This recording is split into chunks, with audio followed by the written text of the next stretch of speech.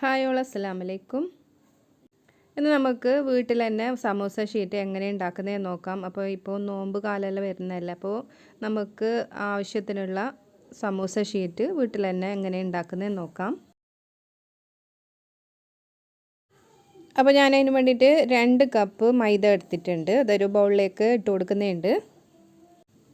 ആവശ്യത്തിന് ഉപ്പും ചേർത്ത് കൊടുക്കാം. 1 ടീസ്പൂൺ ഓയിൽ ഒഴിച്ച് ഇതൊന്ന് നന്നായിട്ടൊന്ന് മിക്സ് ചെയ്തെടുക്കണം. ഇതുപോലെ ഒന്ന് നന്നായിട്ട് ആദ്യം മിക്സ് ചെയ്തെടുക്കണം. ആ ഓയിലെല്ലാം മൈദയിൽ നന്നായിട്ട് മിക്സായി വരണം.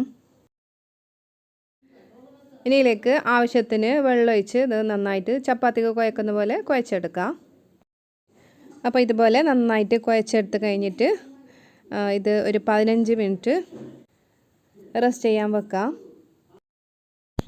ഇനി ഇതുപോലെ ബോൾസാക്കി എടുക്കണം. അപ്പോൾ ഇനി ബോൾസാക്കിയതിന് ശേഷം ഇതൊന്ന് പരത്തിയെടുക്കണം. അപ്പോൾ ആദ്യം ഞാനിത് ചപ്പാത്തി പ്രസ്സിലൊന്ന് പ്രസ് ചെയ്തെടുക്കുന്നുണ്ട്. ഇതുപോലെ എല്ലാ ബോൾസും പ്രസ് ചെയ്തെടുക്കാം.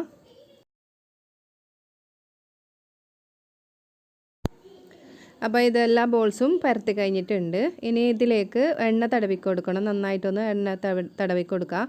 അപ്പോൾ 2 സൈഡും ആദ്യം തടവി കൊടുക്കണം. അതിന് ശേഷം ഇതിൻ്റെ മുകളിലേക്ക് പരത്തി വെച്ച ചപ്പാത്തി വെച്ച് കൊടുക്കുക.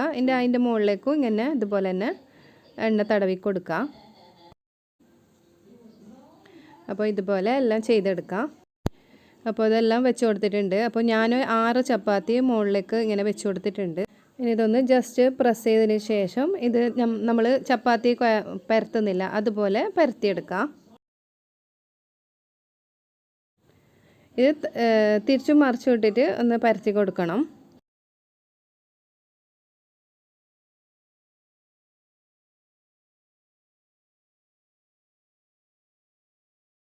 അപ്പോൾ പരത്തിയ ചപ്പാത്തി ഞാൻ ചൂടായ പാനിലേക്ക് ഇട്ട് കൊടുത്തിട്ടുണ്ട്.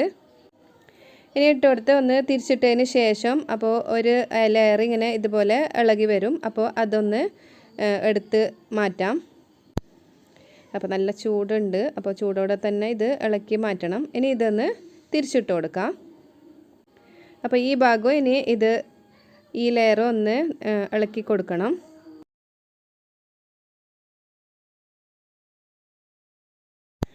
അപ്പോൾ ഒരു ഷീറ്റ് എടുത്തതിന് ശേഷം തിരിച്ചിട്ട് കൊടുക്കുക. അതിന് ശേഷം തിരിച്ചിട്ട ഭാഗം ഇതൊന്ന് ഷീറ്റ് ഇളക്കി കൊടുക്കുക. ഇതുപോലെ എല്ലാം ചെയ്തെടുക്കാം.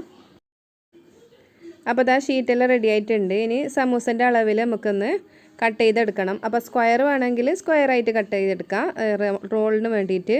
അല്ലെങ്കിൽ സമൂസക്ക് വേണ്ടിയിട്ടാണ് നമുക്ക് റെക്റ്റാങ്കിൾ ഷേപ്പിലാണ് വേണ്ടത്. അപ്പോൾ അതുപോലെ കട്ട് ചെയ്തെടുക്കാം.